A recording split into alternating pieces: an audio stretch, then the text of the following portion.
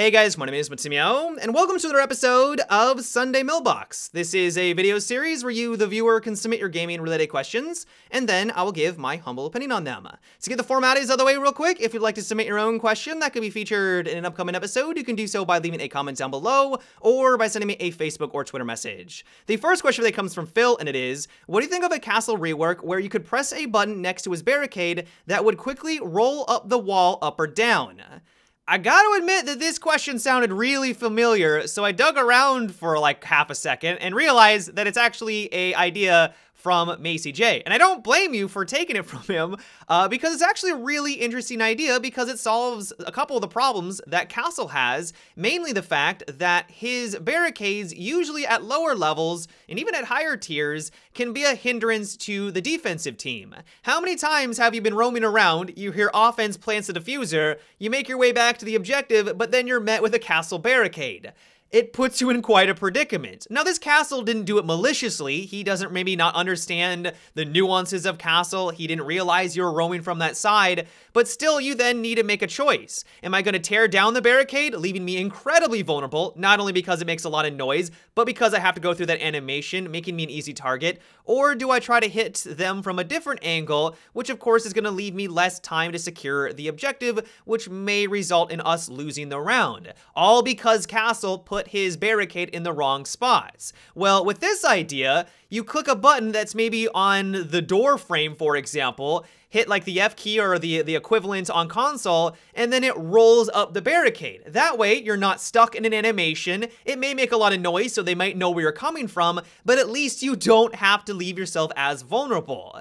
This would also open up a lot more strategies that currently aren't available because of this very weakness that Castle has. Not only will he not have to reapply the barricade in the middle of a match if someone tears it down, which is an amazing benefit, that can be very annoying for Castle players, but on top of that, if you do have someone roaming, you no longer really have to take them into consideration as much when you are placing down your barricades. He goes off, does his roamer thing. If he needs to make his way back onto the objective, you either do it for him, you open it on up, he comes on in, and then you close it. That simply really was not possible before, and this would make it a hell of a lot easier to pull off one of those maneuvers. The only issue that I can think of with this suggestion, I believe that Macy even alludes to this, is that it might be too strong or easy for defense to pass through this gadget. Let's say, for example, you have a camera in the other room, you know that someone's there, you quickly roll up the barricade, take a couple of shots, and then roll it back on down before anyone else is able to retaliate. That might be really annoying to deal with. Even if it rolls down slowly, you could have a teammate click the button while you're prone down on the ground. You still know that that player is in the hallway. They think they're safe because there's this barricade that no one can shoot through. As soon as it rolls up just a little bit, that gives you that shot, and then you take them out. Your teammate then proceeds to close said garage door. So that might be something that makes this a bit too powerful, but really the only way we would know is if we actually were able to play with this kind of gadgets. All in all, though, I think that this is a really interesting idea. It solves a lot of problems that Castle has right now and make him a lot more versatile, and I honestly think that this might be the rework that he needs to not only make him competitive in the pro scene, where he already is, he sees some action there, but also at the lower tiers where he really struggles. And so I really like this concept. The next question comes from David, and it is, do you think that more operators should have access to the frag nades in Rainbow Six Siege? Right now it's only Buck, Sledge, and Finka. Well, now that you bring it up, yeah, it's pretty weird that there are only this many operators that have access to this gadget. What's even more surprising is that two of them are DLC operators. Yes, you would get Sledge for free if you bought the standard edition of the game, but if you want access to this gadget for the other two, you're gonna have to grind it out or, of course, fork over some more real-world money. The only thing I can think of for why this is the case is that Ubisoft may have come to the conclusion a while ago that the frag nade is a bit too powerful or it's a little bit too influential, and so they only want to give it to a couple of operators that are maybe weaker in other capacities. Ubisoft even admitted that one of the reasons why they gave Finka the nade was that they wanted to make her more interesting. They wanted to improve her pick rate, and so they gave her that gadget. At the same time they did that, they nerfed her primary gadget, and lo and behold, it did exactly what they wanted it to do. Her win rate dropped, which is one of the reasons why they nerfed her primary, but her pick rate actually went up because of that very unique gadget that no one else really has access to.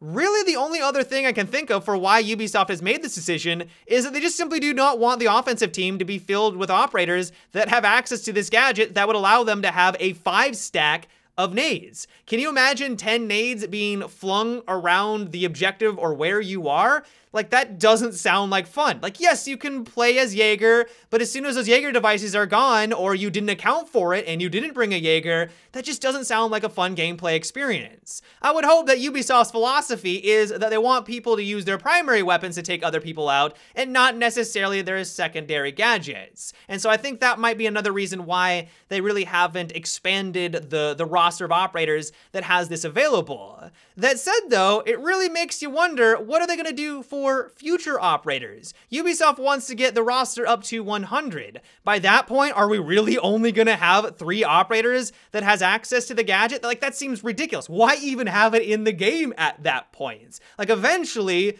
they're going to need to add more and more that can use this, and so we run into the problems that we just talked about. And so, yeah, it's really curious. And so let me know what you guys think about this. Do you think it's because the nade is just too powerful? That's the reason why? Or is it for something else? Give me your guys' thoughts down below. The next question comes from Michael, and it is, do you think that company coins are bugged in Battlefield 5? I don't seem to be earning many after I've hit rank 50.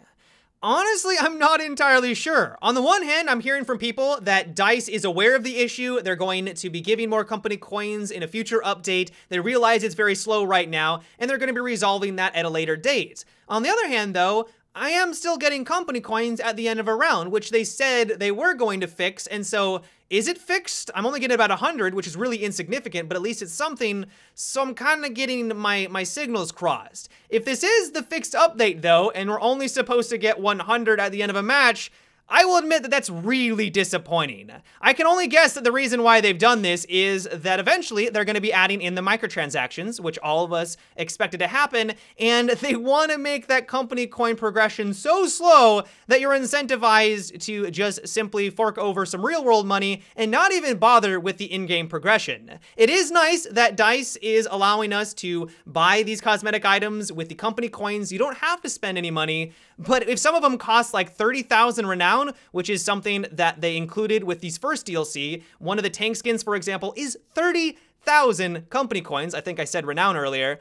That is an insane amount. Like, that is a ridiculous amount of grinding. 100 coins at the end of a match. Some matches can last like 20, 30, 40 minutes. You do the math, there's no way you're getting that even in a reasonable amount of time.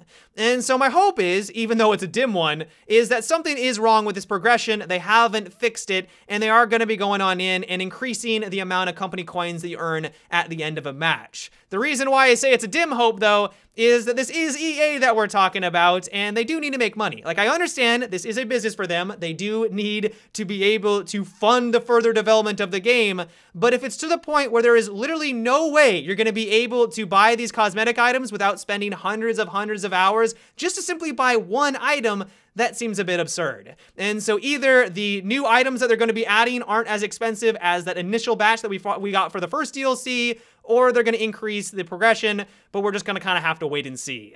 The next question is, what do you think about a new gadget that makes players invisible to cameras for around 20 seconds, but only has a few charges like 2 or 3? I think this could add some more stealth gameplay.